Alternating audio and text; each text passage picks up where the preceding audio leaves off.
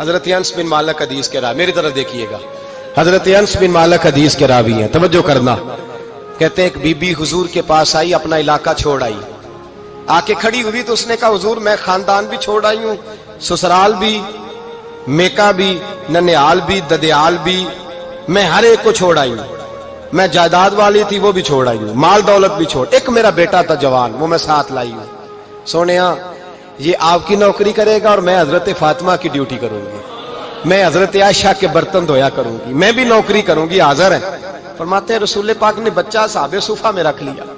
اصحاب صفہ میں، اور بی بی کو نبی پاک صلی اللہ علیہ وسلم نے عورتوں کے ساتھ متعین کیا۔ حضرت انس کہتے ہیں وہ نوجوان بڑا پیارا، بڑا میٹھا، بڑا دھیما، بڑا وفاشار، وہ سبق اچھی طرح یاد کرتا، وہ نماز دلچسپی سے پڑھتا، وہ حضور کی باتوں کو غور سے سنتا، وہ رسیلا، وہ سنجیدہ، وہ کم گو، وہ میٹھا، وہ پیارا۔ کہتے ہیں بڑی دلکشا طبیعت، اس کی مقناطیسی سی شخصیت، طبیعت کھنچی چلی جائے اس کی طرف، بڑا حسین و جمیل وہ نوجوان۔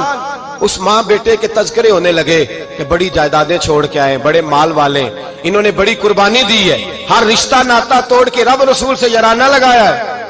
اللہ بڑا بے نیاز ہے۔ وہ بچہ بیمار ہو گیا، شدید علیل ہوا۔ حضرت انس بن مالک فرماتے ہیں ہم قریب جا کے بیٹھے تیمارداری کرنے تو اتنا علیل ہوا، اتنا علیل ہوا کہ اس کا وجود کانپنے لگا۔ کہتے ہیں کچھ ہی دیر گزری تو اس نے کلمہ پڑھا، روح پرواز کر گئی،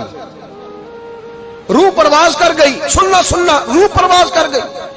کہتے ہیں نبی پاک صلی اللہ علیہ وسلم کو بلایا، حضور آئے تو آنکھوں میں آنسو۔ نبی پاک صلی اللہ علیہ وسلم نے سر پہ ہاتھ پھیرا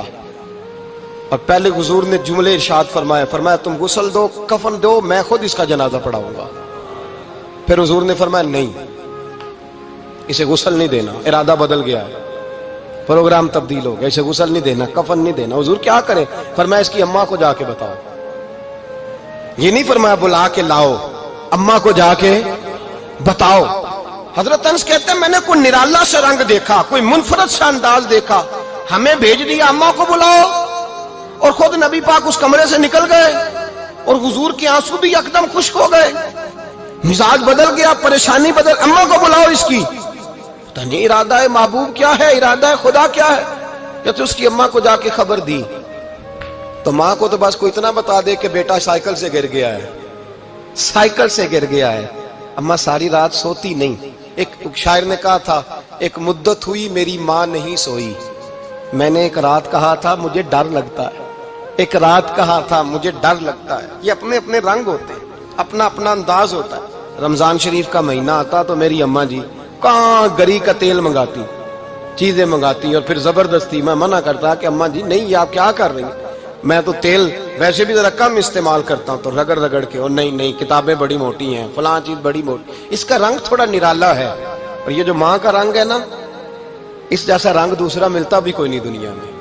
یہ اپنی مثال آپ ہی ہے۔ اماں کو کہا تیرا بیٹا، اماں ذرا دوڑی، گری، پھر اٹھی، پھر گری، پھر اٹھی، پھر گری، روتی ہوئی آئی۔ کہتے ہیں پیچھے وہ روئی، لیکن جب بیٹے کی میت کے قریب آئی تو اب نہیں روئی۔ کہتے ہیں ہمارے چہروں پہ نظر دے ڈالی اور کہنے لگی تمہارا کلاس فیلو فوت ہو گیا ہے، واقعی چلا گیا ہے؟ کہاں پردہ کر، واقعی کہاں؟ کہتے ہیں اماں نا زمین پہ بیٹھی اور پہلے اس نے بیٹے کے پیر اٹھا کے چومے، پھر سینے پہ رکھے، پھر وہاں سے اٹھی اور ادھر آئی، سر سجدے میں رکھا اور دونوں ہاتھ اٹھا کے کہنے لگی اے اللہ میں دولت کے لیے ایمان نہیں لائی تھی، اے اللہ میں جائیدادوں کے لیے کلمہ نہیں پڑھا تھا، مولا میں تیری بارگاہ میں آئی تھی تو میں تیرے اور تیرے رسول کو مان کر آئی تھی، خدا بندہ میں نے میکے چھوڑ دیے، سسرال چھوڑ دیا، ننیال چھوڑ دیے، ددیال، وہ دشمن تھے سارے دین کے، چھوڑ کے آئی، میں نے آرزوؤں کا بڑا مکان بھی چھوڑا، خدا بندہ بیٹے نے جانا تھا، مجھے شکوہ کوئی نہیں، لیکن خدا بندہ اب میرے سارے کہیں گے تو نے کلمہ پڑھا تھا تو تیرا بیٹا ہی چلا گیا، اے اللہ کی اگر تو نے دل مسلم کی دل جوئی نہیں،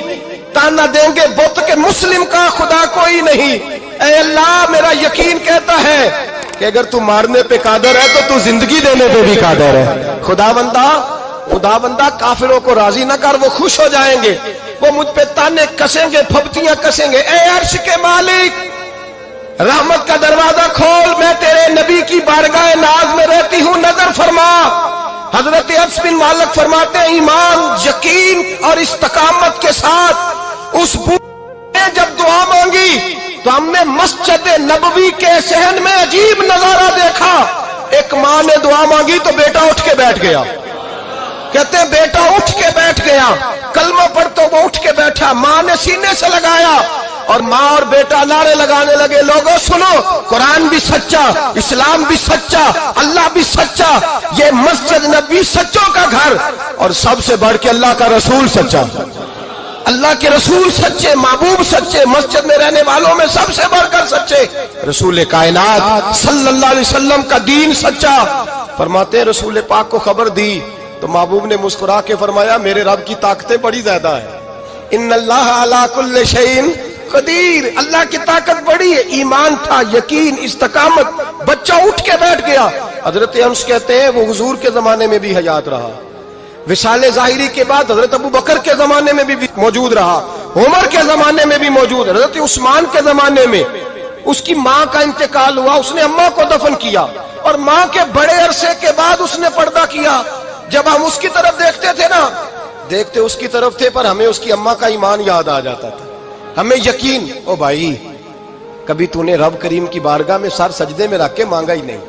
تو کبھی آیا ہی نہیں، ورنہ اس کے دروازے سے کوئی خالی جا سکتا؟ سوال ہی نہیں پیدا ہوتا، کوئی خالی جائے، کوئی جاتا ہی نہیں، وہ بھیجتا ہی نہیں، اس کا انداز ہی نہیں، اس کا یہ کریمانہ انداز ہی نہیں، وہ بھیجتا ہی نہیں، وہ تو نواز دیتا ہے۔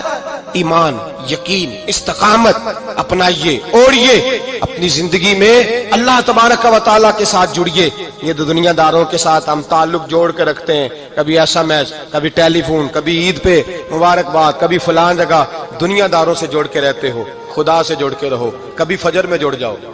کبھی زور میں جڑ جاؤ، کبھی تلاوت میں جڑ جاؤ، کبھی درود و سلام کی وجہ سے رب کریم کے ساتھ تعلق بناؤ، کبھی رمضان میں، کبھی ایمان میں، کبھی حج میں، کبھی عمرے میں، کبھی کسی غریب کی مدد میں، کبھی کسی لاچار کی مدد میں، کبھی بے کس کی مدد میں، کبھی مجبور کی مدد۔ جڑ جاؤ اللہ تبارک و تعالیٰ کے ساتھ، مضبوط ایمان، مضبوط قوت پیدا کرو، توانائیاں حاصل کرو، اپنے اندر خوبی پیدا کرو۔ میرے بھائی یاد رکھیں، ایمان مضبوط ہوتا ہے تو اللہ عرش سے مدد نازل فرماتا ہے، اور جب ایمان کمزور ہوتا ہے تو جو مدد پاس ہوتی ہے وہ بھی چھن جاتی ہے۔